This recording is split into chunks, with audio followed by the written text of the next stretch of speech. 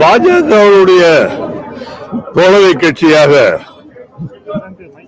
இருக்கின்ற பாட்டாளி மக்கள் கட்சியை நீட் இருக்க வேண்டாம் என்று ஜி.கே. மணி அவர்கள் இன்று பேசியிருக்கின்றார்கள். வரவேற்கத்தக்க.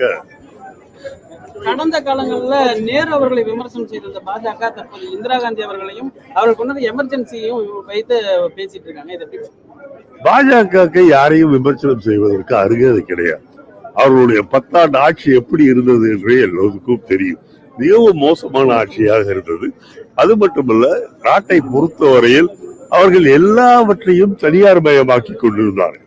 இன்னும் கொஞ்சம் விட்டிருந்தோமையானால் ராணுவத்தை கூட தனியார் மயம் ஆக்கி இருப்பார்கள். ஆகவே மோடி அவர்களை எவ்வளவு சீக்கிரம் பதவியில் இருந்து தூக்கிக்கிட்டோமோ அவ்வளவு சீக்கிரம் இந்தியாவிற்கு நன்மை விளைவிக்கும்.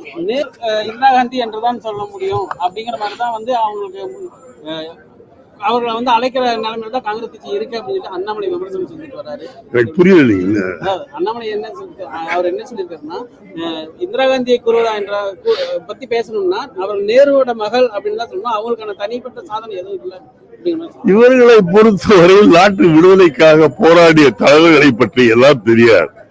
மோடி அவர்களை சொன்னால் 1980 காந்தி படத்தை பார்த்துதான் காந்தியை பற்றி தெரிந்து கொண்டேன் என்று சொல்லக்கூடிய அளவுக்கு தான் இந்த நாட்டின் பிரதமர் இருக்கின்றார்கள் என்றால் இவருடைய யோகிதை என்ன என்பது நீங்கள் சிந்தித்து பார்க்க வேண்டும்.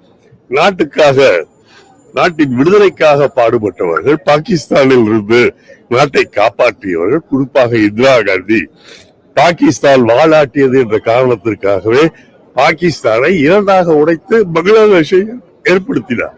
ஆகவே அவருடைய வீர செயல்களை புகழ வேண்டுமே தவிர பொறாமையின் காரணமாக அவர்களை விமர்சிப்பது என்பது தவறு.